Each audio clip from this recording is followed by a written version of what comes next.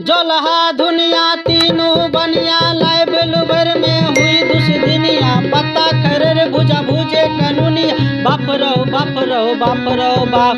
छत्ता के मार कलकत्ता में देखलू लाठी के मार गुवाहाटी में तरगर मौगी तरवारा में देखलू खरगर मौगी खरारी में। तारी उतर पसीबा के देखलो तारी बेचत पसीनिया के एरी में तेले तेलनिया के देखलू भर मंग सिंदूर कुंवरनी के।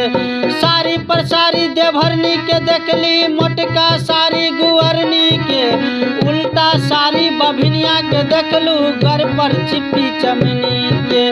नक में नेटा मुसरनी के देखलू चिप्पल नाक बदरनी के। बेटगर मौगी पटनिया में देखलू सबसे शरीफ बैरमपुर में। अंडा पर अंडा शिवनाथा के देखलू दूगो मौआ सतरहना के। बोलू घर वाली की जय।